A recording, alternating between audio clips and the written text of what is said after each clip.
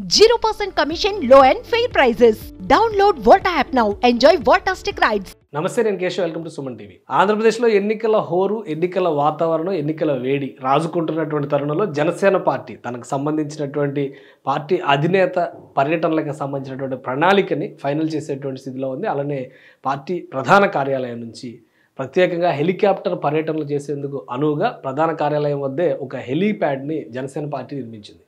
ఈ క్రమంలో తొలిసారి ఈ హెలీప్యాడ్లో జనసేన అధినేత పవన్ కళ్యాణ్ ల్యాండ్ అయ్యారు. ఇక్కడ నుంచి భారీగా ప్రణాళికని అమలు చేయబోతున్నారు. రాబోయేటువంటి వారం 10 రోజులు అంటే 4వ తేదీ 5వ తేదీ పర్యటనలకు సంబంధించినటువంటి అంశాలపైన విస్తృతంగా 2 రోజుల పాటు కసరత్తు జరిగినటువంటి పరిస్థితి ఉంది. 5వ తేదీన జైహో బీసీ సభలో పవన్ కళ్యాణ్ పాల్గొనబోతున్నారు. ఆ తర్వాత జరగబోయేటువంటి కార్యక్రమాల షెడ్యూల్ను కూడా జనసేన పార్టీ ఒక ప్రణాళిక ప్రకారం బయటకు తీసుకొచ్చేటువంటి ప్రయత్నం చేస్తుంది. ఇది హెలీప్యాడ్ని ప్రత్యేకంగా పార్టీ కార్యాలయం వద్ద నిర్మించారు. డైరెక్ట్గా అధినేత అక్కడ ల్యాండ్ అయ్యే విధంగా ఏర్పాట్లు చేసుకున్నారు. అలానే పార్టీకి సంబంధించినటువంటి వివిధ కార్యక్రమాల్లో పాల్గొనడం, సాయంత్రానికి మళ్ళీ ఇక్కడ అధికారిక అంటే కేంద్ర కార్యాలయానికి రావడం. ఎందుకంటే సీట్ల సర్దుబాటుకు సంబంధించినటువంటి అంశం కావచ్చు, అలానే క్యాన్వాసింగ్కి సంబంధించినటువంటి స్ట్రాటజీస్ కావచ్చు, ముఖ్య నేతలతో భేటీలు జరపడానికి సంబంధించినటువంటి అంశాలను కూడా వీలైనంత వరకు పార్టీ కార్యాలయం నుంచే ఆయన నడిపించాలనేటువంటి ఆలోచనతో ఈ క్రమంలోనే ఉదయం పర్యటనకు వెళ్ళడం, సాయంత్రానికి మళ్ళీ పార్టీ కార్యాలయం దగ్గరకు వచ్చేలాగా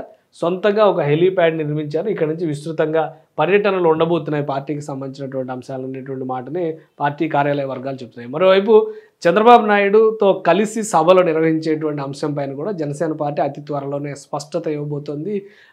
జేహో బీసీ ద్వారా బీసీలకు ఎజెండా ఇవ్వడం, అలానే రాష్ట్ర అభివృద్ధికి సంబంధించినటువంటి అంశాలను ప్రకటించే క్రమంలో వరుసగా సభలు నిర్వహించాలి. దాంతోపాటు జనసేన అభ్యర్థులు ఇప్పటికే ప్రకటించినటువంటి చోట వాళ్ళు సొంతంగా క్యాన్వాసింగ్ చేసుకునేటువంటి అవకాశం ఉంటుంది. అలానే మిగతా చోట్ల కూడా పార్టీ అధినేతతో సభలు ఏ విధంగా నిర్వహించాలి, రాష్ట్రంలో ఉన్నటువంటి 175 నియోజకవర్గాలకు సంబంధించి కూడా ప్రతి నియోజకవర్గాన్ని టచ్ చేసే విధంగా, అంటే రోజుకి కనీసం 2 సభలు నిర్వహించే విధంగా జనసేన పార్టీ ప్రణాళికను సిద్ధం చేస్తున్నట్టుగా తెలుస్తుంది. ఇప్పుడు సొంత హెలీప్యాడ్ ఏర్పాటు చేసుకున్నటువంటి తరుణంలో రాకపోకలకి పెద్దగా ఇబ్బందులు ఉండకపోవచ్చని జనసేన పార్టీ నాయకులు ఆశిస్తున్నటువంటి పరిస్థితి ఉంది. అయితే అవతల వైపు పర్యటన జరగాల్సినటువంటి చోట హెలికాప్టర్కి అనుమతులు రాకపోతే కూడా ఎందుకంటే వారం 10 రోజుల క్రితం జరిగినటువంటి పర్యటనలు అటు భీమవరం పర్యటన కావచ్చు, కాకినాడ పర్యటన కావచ్చు, ఇవన్నీ కూడా అక్కడ ల్యాండింగ్కి అనుమతి దక్కని పరిస్థితుల్లోనే ఇవి రద్దయినటువంటి పరిస్థితి ఉంది. ఈ నేపథ్యంలో మరింత జాగ్రత్తగా పకడ్బందీగా ఈసారి జనసేనాని సభలు, పర్యటనలకు సంబంధించినటువంటి ప్రణాళికని